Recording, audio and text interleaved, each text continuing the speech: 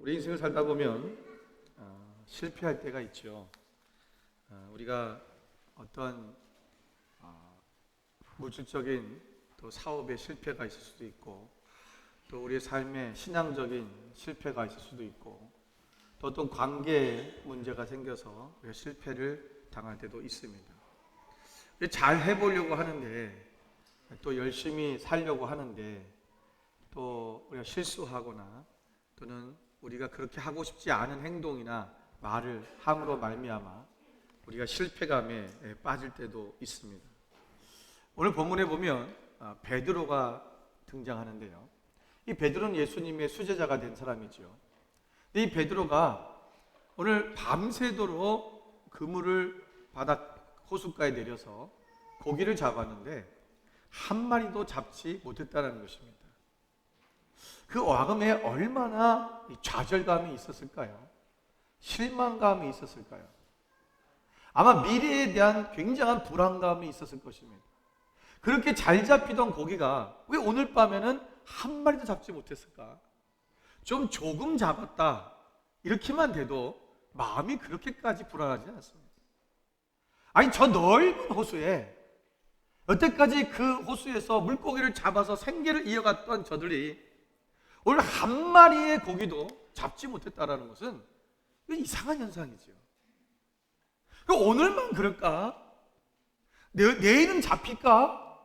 또 그 다음 날은 만약에 이것이 계속적으로 잡히지 않는 그런 현상이라면 우리는 어떻게 살지?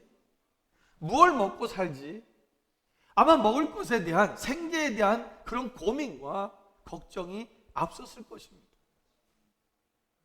오늘 가정으로 돌아가는데 그 빈손으로 들어가는 그 가장의 마음이 얼마나 힘들까요? 오늘은 고기를 한 마리도 못 잡았어.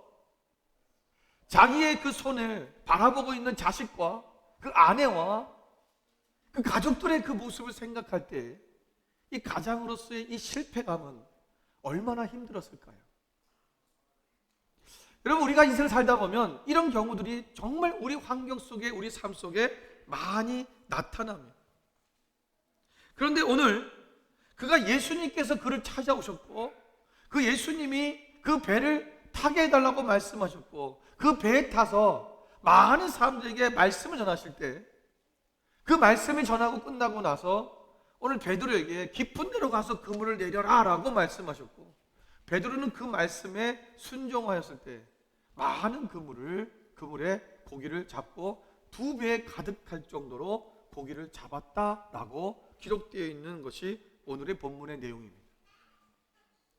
여러분, 우리 인생 속에서 이 베드로 같은 이 실패감, 좌절감, 이런 낙심이 우리 가운데 찾아올 때 우리가 어떻게 하면 이 실패를 극복할 수 있을까? 이 실패감이 예수를 믿는 사람에게는 안 오는가? 아니라는 거죠. 오늘 우리가 하나님을 믿고 전능하신 하나님을 믿는데도 불구하고, 내가 예수 그리스도를 믿는 하나님의 자녀인데도 불구하고 이런 실패감이 우리 가운데 올 수 있다는 것입니다. 그렇다면 우리는 이 실패감이 우리 가운데 올 때 우리는 어떻게 이것을 극복할 것이냐? 그냥 좌절하시겠습니까? 그냥 그 실패감과 함께 넘어지겠습니까? 우리는 반드시 극복할 수 있다는 것입니다. 오늘 본문에 보면 베드로는 이 실패감을 완전히 극복했지요. 어떻게 극복했느냐? 오늘 본문의 말씀을 통해서 3가지를 말씀드리려고 하는 것입니다. 그 첫 번째는 뭐냐면, 우리의 마음의 실패를 이겨야 환경의 실패를 이길 수 있다라는 것입니다. 여러분, 마음의 실패, 여러분 잠언서 18장 14절 말씀에 보면 사람의 심령은 그의 병을 능히 이기려니와 심령이 상하면 그것을 누가 일으키겠느냐라는 말씀이 있어요. 여러분, 잠언서에 보면 우리 삶에 대한 아주 중요한 말씀들이 많이 기록되어 있습니다. 이 잠언에 있는 말씀대로 그대로 살고, 이 잠언의 말씀을 기반으로 무엇을 해나가면 우리의 삶이 형통해질 수 있어요. 여기서 뭐라고 말합니까? 사람의 심령은 그의 병을 능히 이긴다 그랬어요. 여러분, 어떤 병이든지 우리의 마음이 그 병을 이길 수 있다는 거예요. 여러분, 사실입니다. 여러분, 실질적으로 사람들에게, 여러분, 어느 날 우리가 암에 걸렸을 때도 불구하고 걸렸을 때 많은 사람들이 암에 걸린지 모르고 살다 보면 모르고 살아요.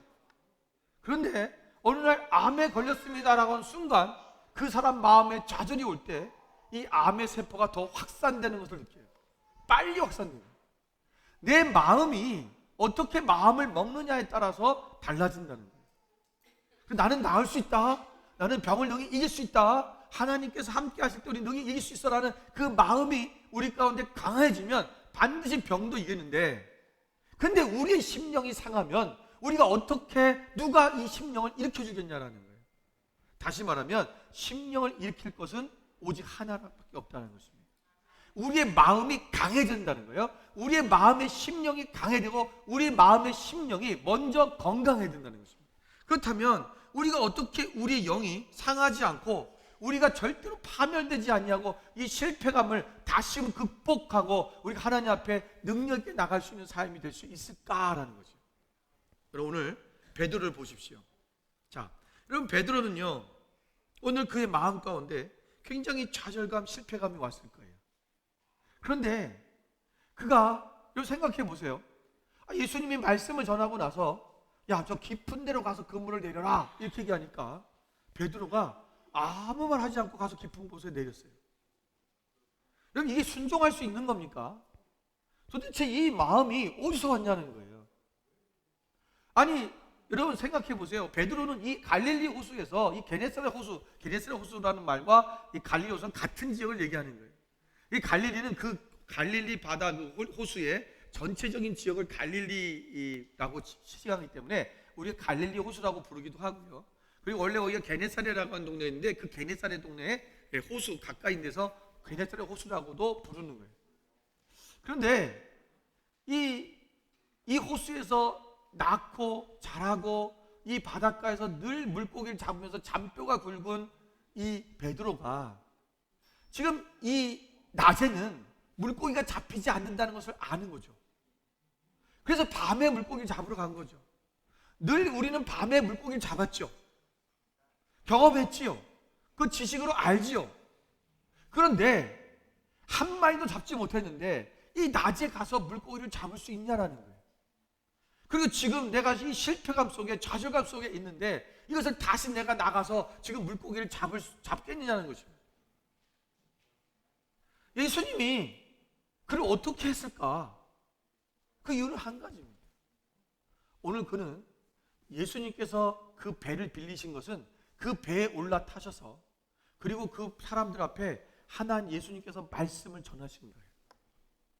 그럼 무슨 말씀을 전했을까요? 예수님이 이때 그 수많은 사람들이 따라와서 거기 들녘에 앉아 있는데 예수님께서 그들에게 말씀을 전하려고 배를 좀 띄워서 그 배 위에서 말씀하신 거예요. 여러분, 이때는요 이 갈릴리 바다에서 불어오는 이 바닷바람에 의해서 이 소리가 막 이 언덕으로 쫙 퍼져가요. 그래서 많은 사람들, 저 뒤에 있는 사람까지도, 성경에 보면 5,000명이 그 오병이어를 먹었는데 그보다 더 많은 사람이 먹었죠. 여러분, 그 많은 사람들이 어떻게 예수님의 이야기를 들을 수 있었느냐, 이게 이 자연적 현상 때문에 듣는 거예요. 그런데 예수님이 도대체 무슨 말씀을 했길래 베드로가 내가 말씀에 의지하여 그물을 내리겠다고 했을까? 여러분, 성경에 분명히 예수님이 무슨 말씀을 하셨는지 기록이 되어 있지는 않아요. 그런데 우리는 추측해 볼 수 있어요. 어떤 추측이냐면 예수님은 오시자마자 계속해서 그분이 말씀하신 복음이 있어요. 여러분, 세례 요한이 계속 처음에 예수님을 준비할 때, 오시기를 준비할 때 세례 요한이 선포한 말씀도 뭐예요? 회개하라, 천국이 가까웠다. 예수님도 하신 말씀이 그거예요. 성경에 보면 예수님께서 하나님 나라의 복음을 전파하셨다 이렇게 했어요. 여러분, 하나님 나라를 전파했다는 거예요. 다시 말하면 그때 무슨 말씀을 하셨는지 모르지만 그 말씀의 주제는 뭐냐? 하나님의 나라. 그리고 오늘 이 세상 가운데서 내가 지금 물고기 잡지 못한 것 때문에, 내가 조금 더 수입이 적은 것 때문에, 내가 실패한 것 때문에, 내 삶이 어려운 것 때문에, 내 환경이 지금 안타까운 상황에 놓인 것 때문에 좌절하고 있지만 하나님의 나라에 대한 소망을 보는 사람은 그 마음의 심령이 다시 강해진다는 것입니다. 오늘 하나님의 나라에 대한 소망을 가지시기 바랍니다. 하나님 나라만이, 그것이만이 우리를 당하게 하는 것이고 우리의 마음을 다시 새롭게 할 수 있다라고 하는 거예요. 그 말씀 안에 들어가는 거예요. 오늘 우리가 예수님께서 그 말씀을 하시자 베드로는 그 말씀을 듣다가 하나님의 나라의 소망이 충만해졌을 거예요. 그분이 말씀하신 대로 하고 싶은 거죠. 지금에 보이는 것은 아무것도 보이는 것이 없지만 오늘 그분의 말씀 때문에 소망이 생기는 거예요. 여러분, 우리 안에 실패감이 생기고 우리 안에 좌절이 우리 가운데 다가올 때, 우리의 환경과 상황이 나를 억누를 때, 우리 안에 불안이 일어날 때, 여러분 그것을 바라보지 마시고 우리가 하나님의 나라를 바라보시기 바랍니다. 여러분, 과거에 1930년대에 미국의 대공황이 있었습니다. 여러분, 미국의 대공황을 극복할 수 있었던 이유가 뭐냐면 루즈벨트 대통령 때문에 그렇습니다. 그런데 루즈벨트 대통령이 어떤 무슨 경제 정책을 잘 했기 때문은 아닙니다. 이때 당시에 모든 나라 가운데 나라가 이제는 망한다라고 하는, 경제적으로 어렵다는 소문이 바닥에 퍼져버렸어요. 그러다 보니까 점점 공장들은 물건을 만들어내지 않는 거죠. 왜? 소비가 안 될 거를 보니까. 그 실업자들이 생기고 사업가들은 다 문을 닫아버리는 거예요. 점점 그리고 돈 있는 사람들은 은행에서 돈을 빼기 시작합니다. 왜? 이 돈이 사라질까 봐. 그러니까 이게 악순환이 계속돼서 이 공황이 점점 극심한 그런 어려움 가운데로 빠져버리는 거예요. 그때 루즈벨트 대통령이 한 것이 한 가지가 있습니다. 그게 뭐냐면 라디오 프로그램에 하나의 프로그램을 신설했어요. 그리고 매일매일 그 라디오 프로그램에서 매일 저녁마다 같은 시간에 온 국민에게 내일에 대한 소망을 부어넣어줬습니다. 우리는 믿음을 죽여주고 사랑을 주고 우리는 할 수 있다라고 하는, 하나님께서 우리 나라를 지키신다고 하는 그 마음을 계속 성도들, 이 백성들에게, 국민들에게 부어주는 거예요. 결국 그 국민들 마음 가운데 우리가 할 수 있다라는 그 믿음이, 소망이 생기기 시작했고, 그들은 다시 은행에다 돈을 집어넣기 시작했고, 은행은 다시 사업가들에게, 공장에게 돈을 대출하기 시작하고, 공장이 돌아가고 일하는 사람들이 일할 수 있게 되어지고, 이 나라의 대공황으로부터 벗어나는, 극복하는 놀라운 일들이 일어나게 된 것입니다. 마음의 문제라는 거예요. 우리의 마음이 어떻게 먹느냐. 나는 안 돼, 끝났어. 오늘의 현실을 바라면서 거기서 멈춰버리면 모든 것이 다 끝나버리는 것입니다. 여러분, 이 루즈벨트 대통령의 이 이야기와 아주 반대되는 사건이 하나 또 있어요. 그게 뭐냐면 월남전 때의 이야기입니다. 여러분, 미국이 세계의 많은 전쟁을 참여했는데 가장 실패한 전쟁이 무엇입니까? 월남전이에요. 근데 이 월남전이 실패했던 원인은 뭐냐면 이것은 미국이 잘못해서도 아니고요, 미국이 무슨 군사력이 부족해서도 아니었어요. 이거는 반드시 이기는 게임이었어요. 이기는 전쟁이었어요. 근데 왜 졌냐면 그 월남에 있는 백성들의 마음 때문이었어요. 근데 이 마음이, 그들의 마음이 좌절하고 실패감, 패배감에 빠지게 된 원인이 있었는데, 이게 알고 보면 너무 어처구니가 없어요. 그때 당시에 월남, 베트남의 대통령이 티우라는, 이름이 티우인데, 이 티우 대통령이 이 전쟁 중에 하나의 전략을 짰어요. 그게 뭐냐면 북쪽에 있었던 군대들을 좀 남쪽으로 후퇴시키는 거였어요. 그래서 이 전략을 짜서, 그리고 나중에 어떤 전략으로 이것을 치고 올라가는 이런 것을 하기 위해서 북쪽에 있는 군대들을 남쪽으로 내려오게 하는, 다 전부 다 내려오게 하는데, 이 갑자기 어떤 소문이 돌았냐면 국민들 사이에 우리가 패배했다, 이런 소문이 드는 거예요. 우리가 지금 패배해서 밀리고 있다. 그런데 실제로 군대가 막 내려오고 있거든요. 모든 막 군인들과 막 탱크와 다 내려오고 있으니까 정말이네? 국민들 마음속에요, 이것이 진짜가 되어버렸어요. 패배한 줄 알았어요. 같이 피난 가기 시작했어요.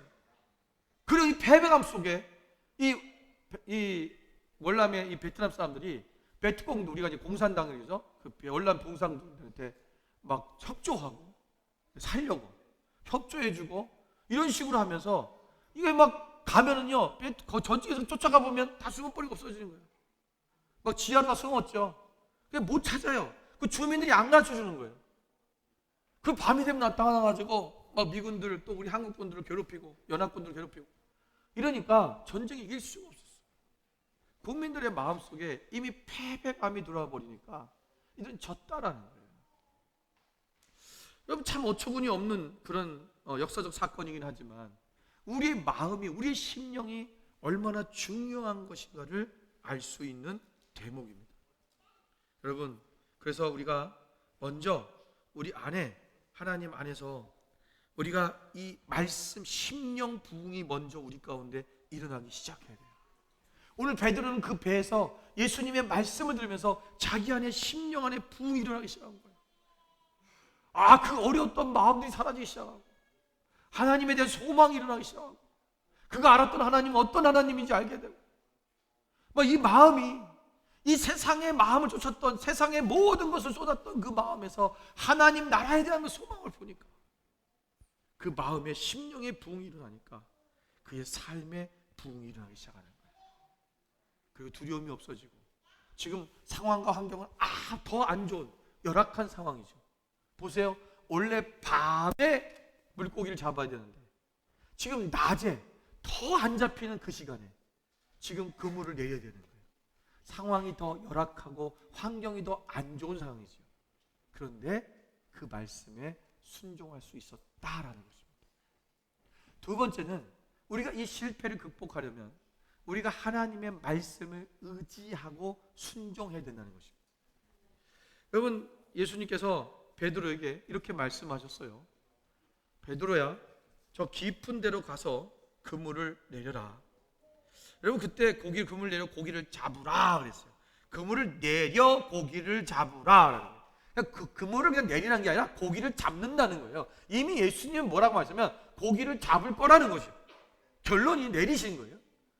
고기도 지금 한 마리도 못 잡았는데 고기를 잡으라라고 하니까. 그런데 오늘 베드로는 뭐라고 5절에 말씀하냐면 시몬이 대답하여 이르되 선생님 우리들이 밤이 새도록 수고하였으되 잡은 것이 없지만은 말씀에 의지하여 내가 그물을 내리리다. 여러분, 베드로는 전문적인 어부입니다. 이 갈릴리 바다에서 어떻게 고기를 잡아야 되는지 모든 노하우를 다 알고 있는 사람이겠지요.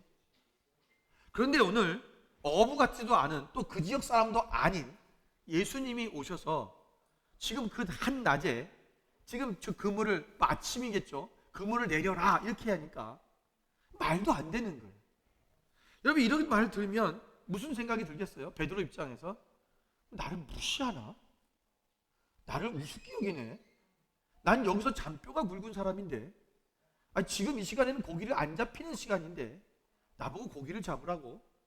또 지금 고기를 다 이제 못 잡고 와서 그물을 다 씻고 지금 정리해서 집을 들어가려고 하는 순간인데 좀 쉬어야 오늘 밤에 또 나와서 고기를 잡아야 될 거 아니에요? 그런데 지금 다시 그물을 또 올려서 또 배를 띄우자 그러면 얼마나 피곤하겠어요. 여러분, 그럼에도 불구하고 오늘 베드로는 그 다른 동료들과 함께 그물을 내리겠다고, 내가 그렇게 말씀에 의지하겠다고 선포하는 것입니다. 여러분, 말씀에 의지한다는 것은 말씀 따라가는 것입니다. 말씀을 의지한다는 것은 세상의 다른 것을 의지하지 않겠다는 것입니다. 오직 그 말씀하셨다면 말씀하신 대로 행하겠다라고 하는 결단이에요. 오늘 이 베드로의 결단을 보면 어떻게 나오냐면 내가, 이게 보면 이렇게 얘기합니다. 내가 그물을 내리리다라는 말, 내가 내리리다라는 말은요, 내가 내리다 한 단어인데 이것은 헬라어로 칼리소라고 그래요. 이 칼리소라는 말은 뭐냐면 그냥 억지로 하는 게 아니라 능동적으로 내가 그렇게 하겠습니다고 하는 적극적 자세를 나타내는 거예요. 칼리소. 내가 내릴 것입니다. 그냥 어쩔 수 없어서 억지로 하는 게 아니에요. 내리라니까 내가 내릴게요 이런 말이 아니라는 거예요. 또 그 즉시 뒤에 나오는 그렇게 하니 이런 말이 나오죠. 6절에 그렇게 하니, 이 그렇게 하니라는 말은 직역하면 이런 뜻이에요. 그리고 이것을 행했을 때라는 거예요. 그러니까 말을 했을 때, 내가 행동을 했을 때 하나님께서 말씀하고 내가 그렇게 하겠습니다, 내리겠습니다라고 바로 즉시로 그렇게 했다라는 것입니다. 말씀을 의지하는 사람은 말씀에 따라 즉각 순종합니다. 여러분, 순종이라고 하는 것은요, 즉각 순종하는, 즉각 하는 것이 순종이에요. 우리가 많은 사람들이 오늘 우리 예수님, 하나님 믿는 하나님 자녀들이 하나님 말씀에 내가 순종을 했는데 내 안에 어떤 그 결과나 열매가 있지 못하고 그것을 보지 못하는 이유가 뭔지 아세요? 즉각 순종을 안 했기 때문에 그래요. 여러분, 순종은 즉각적으로 했을 때 효과가 나타나는 거예요. 근데 대부분 보면 조금 있다가요, 형편이 나아지면요, 내가 좀 더 시간이 좀 된 다음에 내가 어떤 환경이 좀 나아지면 그때 할게요. 대부분 그래요. 여러분, 아브라함이 하나님께서 내 본토 친척 아비의 집을 떠나라라고 말씀하실 때 하나님 조금 있다가요, 그러지 않았어요. 내 재산 좀 정리 좀 하고요, 그러지 않았어요. 떠나라고 말씀하실 때 어디로 가라는 것을 알지 못했다 그랬어요. 그냥 내가 지시할 땅으로 가라 했어요. 그냥 우리가 그럼 지시할 곳이 어딥니까? 그거 묻지 않았다는 거예요. 우리가 실수하는 게 뭐냐면 하나님이 떠나라 그러면 어디로요? 그거 알 때까지 안 떠나요. 결과를 바라보고 그 결과를 의지하는 게 아니에요. 앞으로 일어날 그 결과를 의지하는 게 아니라, 우리가 만약에 하나님이 너가 저기로 가라, 내가 너에게 이렇게 해라, 그럼 내가 이거 줄게, 만약에 말씀하셨다면 우리는 이걸 의지하는 거예요. 대부분의 신앙인들이 이걸 의지해요. 이걸 의지하면 안 되고 뭘 의지한다고요? 지금 하신 말씀을 의지하라는 거예요. 왜? 그 말씀이신 그분이 하나님이시기 때문에 그래요. 그분이 말씀하신 그분이 하나님이고 전능하신 하나님이기 때문에 그 말씀을 의지하는 거예요. 가라 하셨다면 가라고 하신 그분의 뜻대로 가면 그분이 일하시는 거예요. 나보고 하라 하시면 하라고 하신 그분의 말씀이 거기 있기 때문에 그분을 의지하면 나가면, 그 말씀을 의지하면 되어진다는 거예요. 근데 우리는 계속 물어요. 그래서 그 결과가 뭡니까, 하나님? 그 결과가 뭐지요? 그걸 보여달라는 거예요. 계속 보여달라는 거예요. 그거를 알기 전까지는 절대 움직이지 않아요. 오늘 베드로는 그 말씀, 네가 고기를 잡으라, 그러니까 잡을 거라는 거예요. 그 말씀을 의지하여 그물을 내리겠다는 거죠. 말씀에서 하셨으니까. 자기 밤이 새도록 수고했지만 한 마리도 잡지 못했는데 오늘 하나님께서는, 예수님께서 말씀하시자 그 말씀에 의지하는 거예요. 여러분, 순종이라는 것은요, 순종할 때는 즉각적으로 기쁘게 그리고 온전히 순종하는 것입니다. 여러분, 따라할까요? 순종은 즉각적으로 기쁘게 온전히 하는 것이다. 그게 순종이에요. 즉시해요. 그럼 나하만 장군이 엘리사가 가서 요단강에 몸을 7번 담그시오라고 했어요. 근데 그가 만약에 그 말을 무시하고 갔다가 한 일주일쯤 지나서, 생각해보니까 그때 그 말 들 걸 했어, 그지? 그리고는 야, 다시 가자. 그리고 내려와서 요단강에 몸을 7번 담갔다면 그 문둥병이 나았을까요? 안 나요.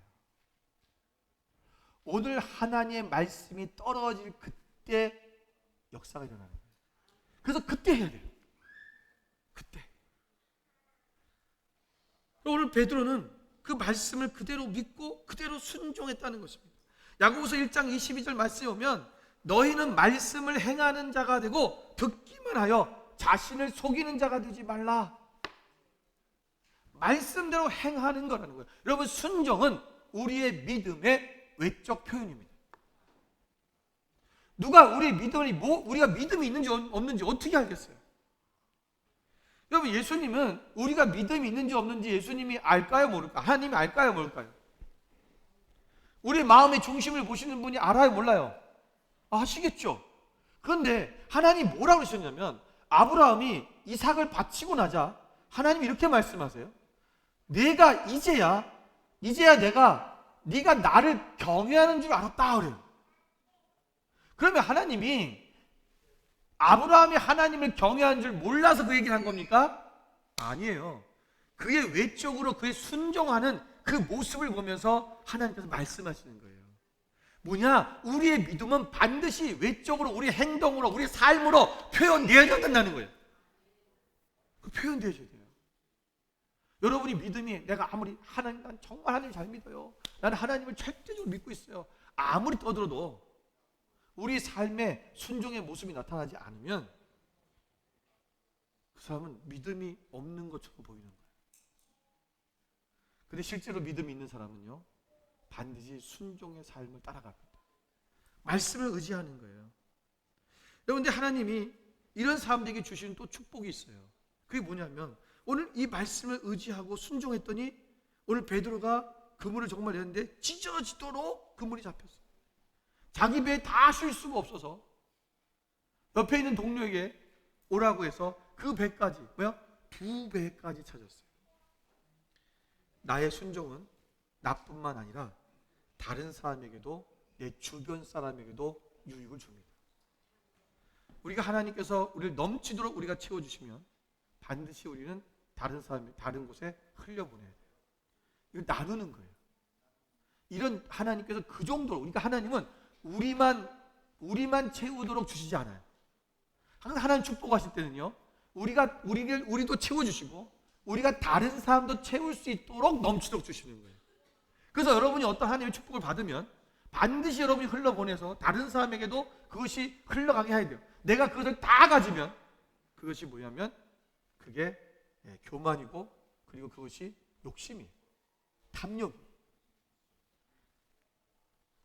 여러분, 하나님 앞에 오늘 우리의 삶을, 말씀을 의지해서 그분 앞에 순종하고 그 말씀대로 즉각적 순종으로 나가는, 그럴 때 우리 안에 우리의 그 실패감, 우리의 마음의 모든 실패감들이 우리가 극복하고 우리가 하나님 앞에 다시 형통한 삶으로 나아갈 수 있게 되는 것입니다.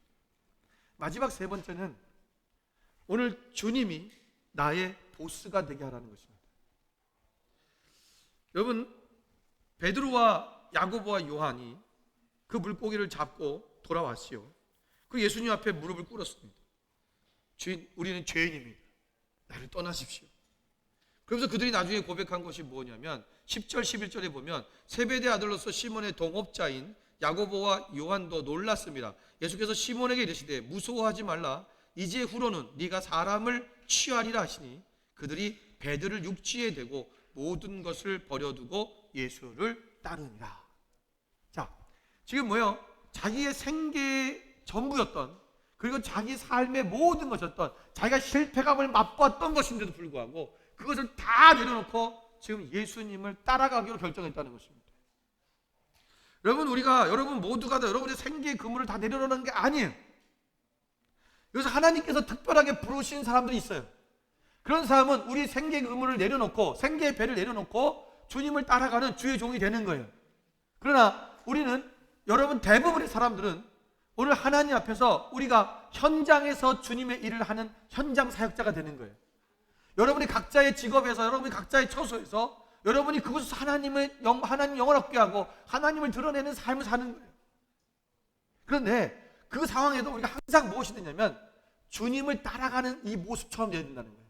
자, 이들이 예수님을 따라갔다는 것은 어떤 관계가 됐다는 거예요? 예수님이 스승이시고 이들은 제자가 된다는 거예요.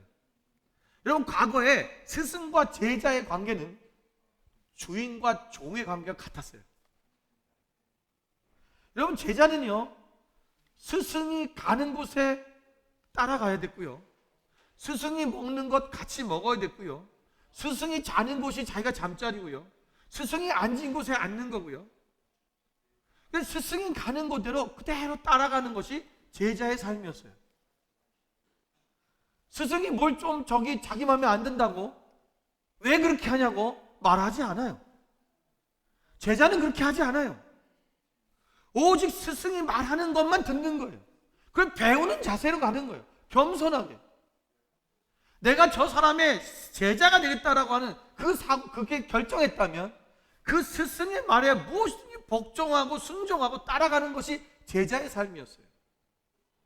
주인과 종의 관계랑 너무 비슷해요. 여러분, 종은 주인이 말하는 대로 사는 거예요. 여러분, 이제 우리가 이 실패감으로부터 다시 극복하는데 하나님 말씀에 의지하여 다시 우리가 일어나게 되는데, 그럼 거기서 멈추면 안 된다는 거예요. 그러면 또 실패해요. 이제는 어떻게 하냐? 내 삶의 주인을, 보스를 하나님으로 바꿔야 되는 거예요. 여러분, 여러분이 직장에서 여러분 어떤 일을 할 때 여러분이 스스로 결정해서 하십니까? 아, 이번에 이런 물건을 영업팀에서 제품 만드는 데서 이런 제품을 만들었으니까 야, 이거 너무 좋다. 야, 그거 만들어 공장에다 갖다 줍니까? 아니죠. 최종 결재권자인 보스에게 결제 사인이 와야 돼요. 그게 아무리 좋은 물건이고 아무리 획기적인 그러한 물건이라 할지라도 보스의 사인이 없으면 하면 안 돼요. 오늘 우리 주님이 보스라는 거예요. 우리 주님이 우리 주인이시라는 거예요. 그분께 여러분 결제 사인을 받으셔야 돼요. 내가 아무리 좋은 지금 환경 속에 내가 어디를 가야 돼도 이것이 하나님이 지금 원하시는 것인가? 내 주인께 물어봐야죠. 결제 받아야죠. 하나님, 내가 일을 해야겠습니까? 제가 이거를 하는 것이 옳은 겁니까? 하나님이 허락하실 때까지, 그 결제가 떨어질 때까지 기다릴 수 있어야 돼요. 오늘 예수님의 제자인 이 베드로와 야고보, 요한은 이제 그들의 인생의 배 속에 자기가 주인이었지만 이제는 그 인생의 배 주인을 예수님으로 모시고 예수님과 함께 걸어가는 그 삶으로 바뀌어진 것입니다. 이들의 삶에는 이제는 실패가 없을 것입니다. 아니, 실패하더라도 또 다시 일어나게 될 것입니다. 왜? 그분 안에 있기 때문에. 여러분, 베드로가 이후에 실패한 적이 없습니까? 있어요. 예수님을 모른다고 3번이나 부인했어요. 그러나 그는 예수 안에 있었기 때문에 다시 일어났어요. 그리고 그는 승리하는 삶을 살았어요. 여러분, 오늘 우리 안에 어려운 일들이 있습니까? 내 마음 가운데 좌절감과 실패감으로 가득 차 있습니까? 내가 또 오늘 잘못한 것 그것 때문에 정죄감에 빠져 있습니까? 아니요. 이전 것은 다 지나갔다 말씀하셨습니다. 우리는 오직 하나님 안에서 다시 일어날 것입니다. 나는 말씀을 의지하여 일어날 것입니다. 오늘 하나님이 주신 이 말씀대로 살아낼 것입니다. 이 말씀대로 살아낼 때 우리는 다시 일어날 것이고 하나님이 주신 놀라운 그 하나님의 풍성한 넘치게 주시는 그 은혜 속에서 우리뿐만 아니라 우리의 주변 사람들까지 살리는 역사가 일어나게 되는 것입니다. 사랑하는 만나 가족 여러분, 포기하지 마십시오. 좌절하지 마십시오. 그리고 늘 말씀 안에 거하십시오. 그리고 우리가 온전하신 그 하나님 안에서 우리가 이제 오직 그분만을 나의 주인으로 삼고 주님이 원하시는 대로, 그분이 말씀하시는 대로 말씀하시면 그것이 상황과 환경이 어떠할지라도 베드로처럼 그 말씀에 즉각적으로 기쁘게 온전히 순종하고 하나님의 말씀 안에 살아가는 저분 되시기를 주님의 이름으로 축원을 드립니다.